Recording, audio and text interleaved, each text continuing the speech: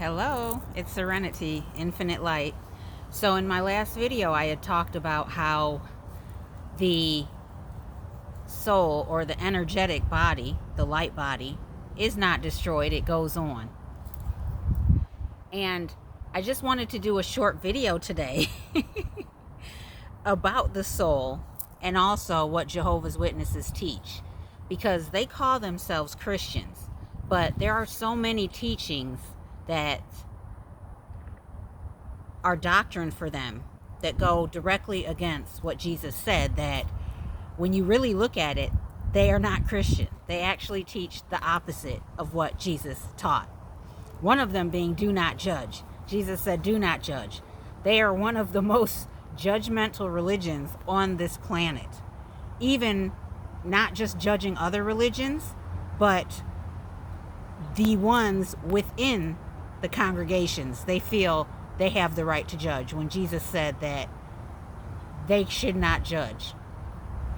But what I want to talk about is, I don't know how long some of you were witnesses, but there used to be a song that went, fear not those who kill the body, but cannot destroy the soul. Faithful to the end continue, I will help you reach your goal. Something like that, right? So that was based on Matthew 10:28. And I'll read that. Basically, it says, so have no fear of them, for nothing is covered. That's 26. 28 says, and do not fear those who kill the body, but cannot kill the soul. Rather fear him who can destroy both soul and body in hell. Now, the whole hell thing, as I said, does not mean what religions today say hell is, all right? But right here, Jesus from his own mouth, just like I just said, the soul cannot be destroyed. But JWs teach that the soul is something else. And I'm going to read that from jw.org, and this is under Bible Questions Answered. What is the soul? The Bible's answer: the word soul in the Bible is a translation of the Hebrew word nephesh and the Greek word psyche. The Hebrew word literally means a creature that breathes, and the Greek word means a living being.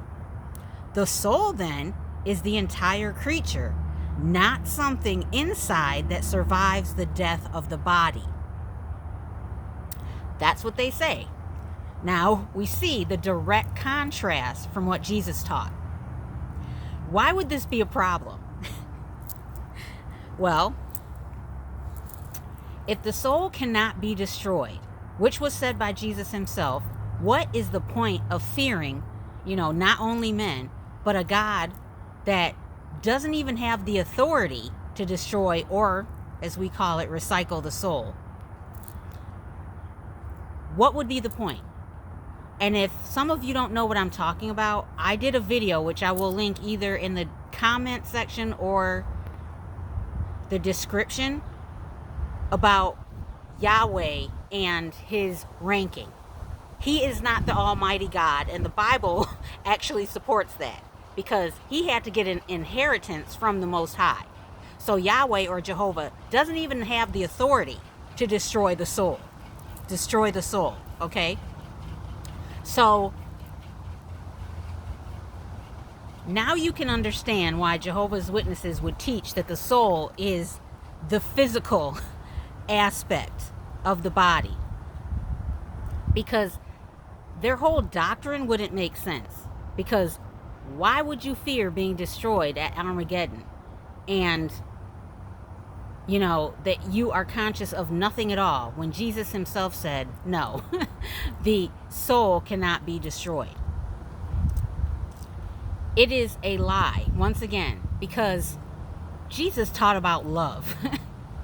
And again, there is no fear in love. But in order for these religions, and I'm not just talking about Jehovah's Witnesses, in order for these religions to exist, They have to instill a sense of fear in the ones they want to flock to their religions in order to be saved or redeemed or whatever the word is.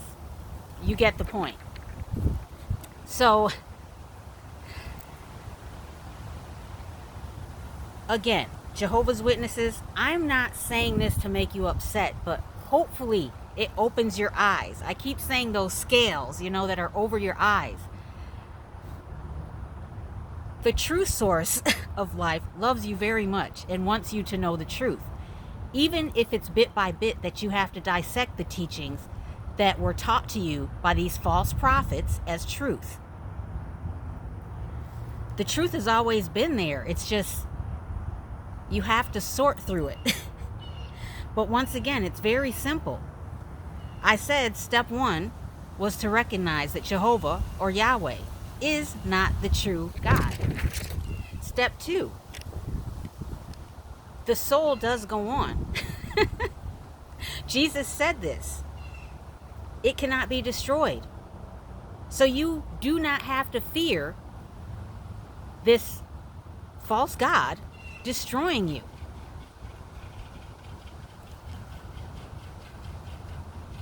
The governing body themselves said that they are not inspired or infallible.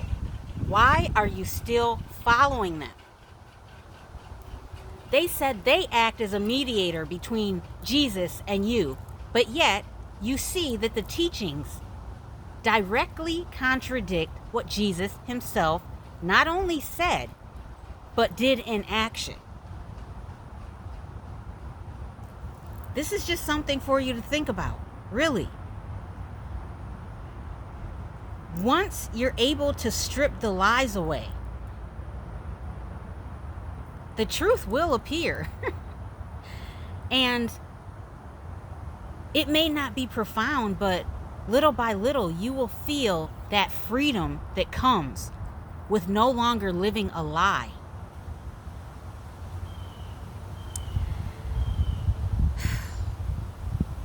As I said, you're Jehovah's Witnesses, you're in something dark. It's very dark. The commemoration of the memorial, this commemoration of the death of Jesus, is not coincidental. They don't celebrate the life of Jesus or the resurrection. It's the death. And they try and get as many people to that memorial commemoration of the death that they possibly can. That's not also coincidence. Please wake up.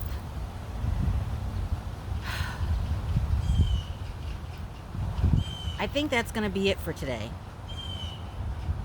I just wanted to say those things because there is no reason to fear. There is none.